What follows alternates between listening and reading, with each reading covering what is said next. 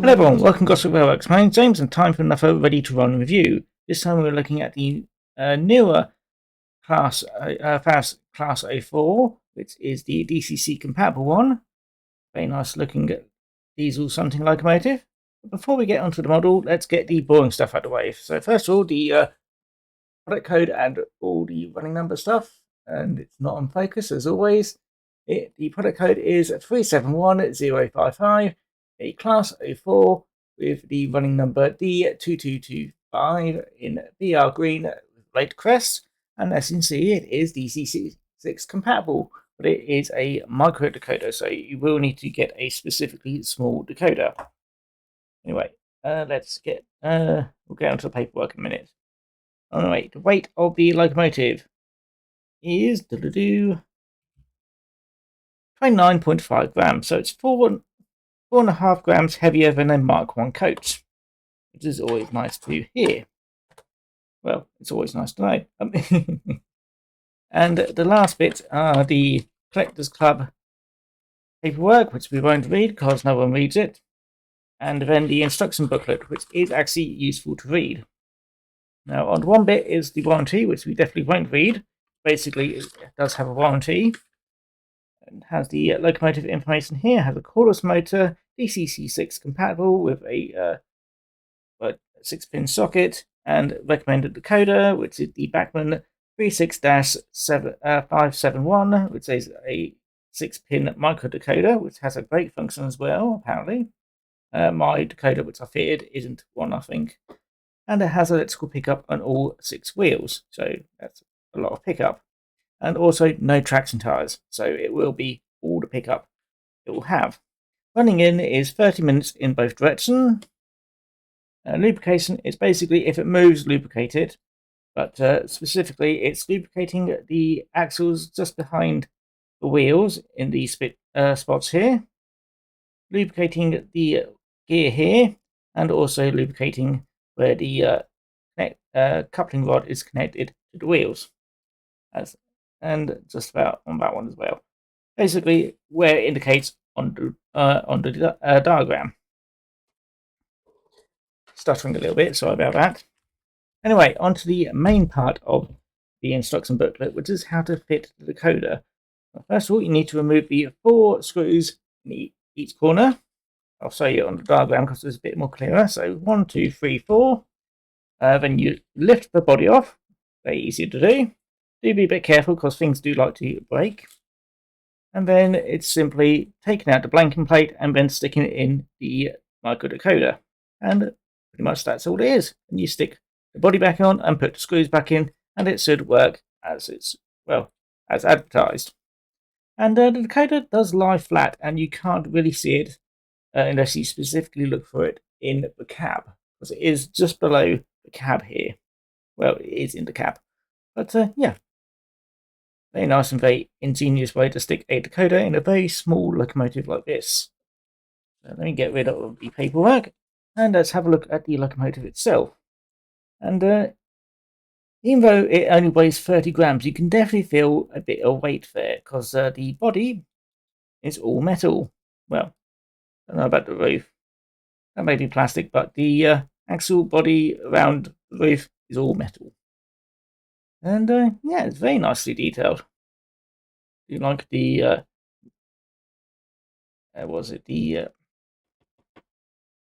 vents on the side here for each of for the engine. I don't remember what they're called. Has got separately fitted handrails on basically everywhere. So handrails there, handrails here, and also these little handrail things here. I don't know if it's the front or the back. I'm going to call it the back because that looks more like a front. The back is smooth, but it does still have a fair amount of detail. I'm assuming that's how it is prototypically. There's some riveting down here, handrails obviously, and also route indicator spot as well. Uppers are also quite nice, too. Now, the very few tempo printed spots. That's very nicely tempo printed, very clear and legible, and no smudging at all. Unfortunately, I don't have the variety with the wasp stripes, but I'm assuming that would look quite nice as well if we did have any. But this is a very plain green livery, and it still looks quite nice. The front grille here, very nicely picked out. You can definitely tell it's not just a very simple detail, but it does actually have fine detail there. On the bottom, it's basic and simple, very functional, and it does the job anyway. Yeah, very happy with it. It does have glazing as well. Happy. And the roof finally does have lifting for extra layer of detail too. Very happy with that. Anyway, it does have NEM pockets. Forgot about that. You need a bit of force to remove them, but yeah, NEM pockets. There we go. Anyway, I'm going to get put it on turntable, then put it onto my layout and see how much it can pull. So see you in a bit. The British Rail Class 04 was a 060 diesel mechanical shunting locomotive class built between 1952 and 1962, and was the basis for the later Class 03 built by British Railways workshops. The Class 04 locomotives were supplied by the Drury Car Company, which at the time and for most of its existence had no manufacturing capabilities of its own. Drury subcontracted for construction work to two builders, both of whom had other locomotives under the same arrangement. Early locomotives were built by the Vulcan Foundry, and later examples were built by Robert Stephenson and Hawthorns. The class was distributed throughout the British railway system, but a significant decline in traffic for which they were designed resulted in large surplus of shunting engines on the network. With this reduction in the need for shunters, it was decided to standardise on the Class 05 as the light diesel mechanical shunter, and the Class 04 and 09 as the larger diesel electric shunters. The Class 04s were withdrawn from service earlier than the Class 03, being taken out of service between June 1967 and May 1972, with some sold for reuse by industry. 4 were exported to Italy around 1972, with locomotive D2289 reported as still in service. 18 examples of the BR Class 04 fleet have been preserved, although there was previously a 19th example. However, this has since been scrapped. Right, here we are, the Class 04 now on my layout, and it's looking rather nice there, isn't it? Very nice. And yeah, let's see how well it runs under DCC at slow. Well, we'll give it a nice brisk pace first, then we'll try it under slow speed. So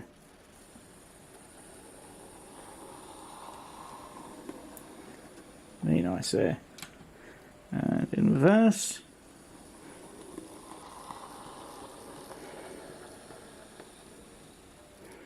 And now let's try the slow speed, just going forward. Slowly edging it up. Ooh, there we go. Let's see how slow we can go.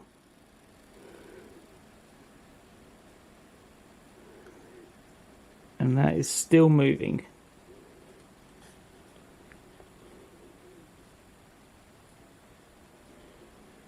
So very nice slow speed. And now it's finally stalled. Yeah. I think the stalling is more to do with my track than the locomotive itself. Yeah. I really should clean my track some more. But yeah, that's a very nice slow speed. Very happy with that.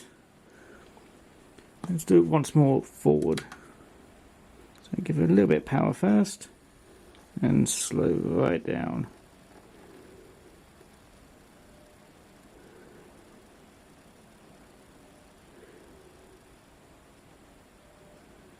There we go.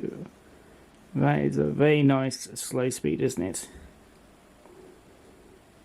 I'm very happy with that. The gearing on it must be quite nicely done to get that slow speed in the engage.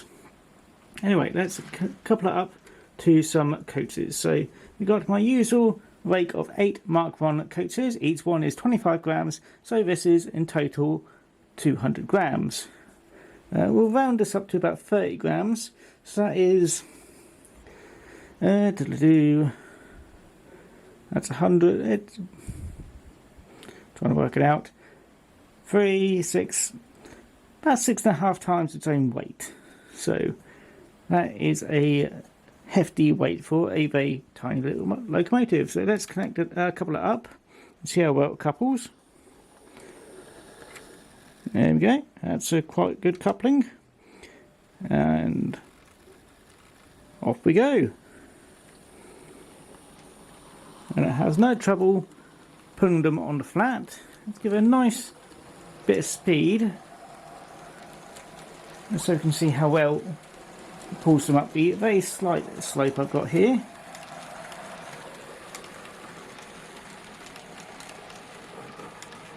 Sounds like it is struggling a little bit, but it's still going, and it's out the other side. The little engine that could. And it has no traction tyres, so that's a very nice haulage power for such a tiny little engine.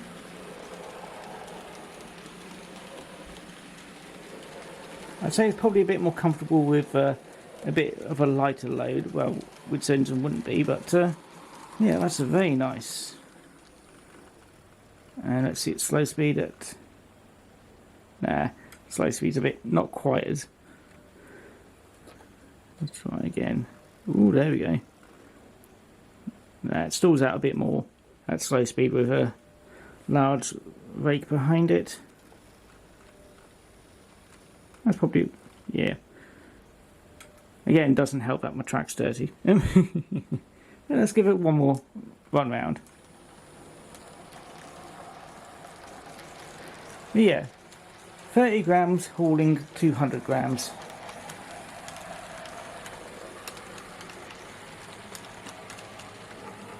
And again, slow down, and out the other end it comes.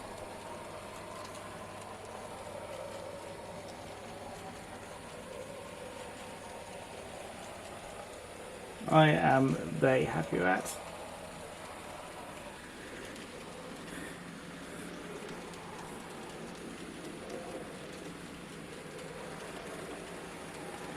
And here we go. Lovely little engine. Right, bring it to a stop. Right, actually probably a bit more clearer than that. Stopping on a dead spot. Come on. There we go. There is a dead spot there which I have to solve, but anyway. On to the main question. How much does this engine cost? Well, personally it cost me only 60 quid because I got it on the Model Rail Direct, I think that's the store, the Model Rail Direct sale, and yeah, it only cost me 60 quid. But generally you'll probably find this at, what was it, probably 80 at the best price, but typically around 100. But I don't know why it was that. Actually, I think I know why. Yeah, they were having a spring sale, so yeah, I decided, oh look, there's a nice little engine. But yeah, I decided to pick it up. But if you can find it at 60, I'll definitely grab it at 60. But well, I did. But yeah, typically I'd say probably low point 80, average point. No, 100 to 110, but it is a very nice little engine. And it has a variety of uses. You can use it, well, if you have a shunting layout, it's a useful little engine to have a shunting layout. If you have a bigger layout, like, well, I don't want to say mine's a big layout, but if you have a bigger layout, well, you could have it in your goods yard, like I've got here. So, yeah, lovely, versatile little engine that is. But, yeah, very happy with it. Downsides, can't think of any downsides, really. Obviously it's too small to have too much into it. Personally, I'm not into sound. Do you think it could have lights? Would it actually benefit with lights? It probably could, actually. But, to be honest, I'm quite happy with how it is. It's a perfect little diesel shunting engine. Very happy. And very happy with the price as well, so, yeah. But by the time this video comes out, I'm assuming that the Model Rail Direct sale will probably be off. So yeah, sadly, yeah, sorry about that. But yeah, I can't think of really any downsides. Maybe a stay alive just to help with. No, due to it is a small engine, but I don't think there's really much space you can stick a stay alive in there without making it so that you can actually see it inside the cab. But yeah, otherwise, yeah, happy with it. Anyway, I'm going to stop rabbiting on and not rabbiting, whatever I'm doing, yapping on, and yeah, I'm going to end off a video like that. It's a very nice engine and I'm happy with it, and I would recommend you pick one up if you want one. Anyway, that's going to be it for me. So if you liked the video, feel free to like, comment, subscribe. And if you didn't like the video, well, I hope you enjoyed it anyway. And that's going to be it for me and the Class A4. So let's send it off on its way. So there we go. Take care now, everyone. Bye-bye. And there it goes. Take care now.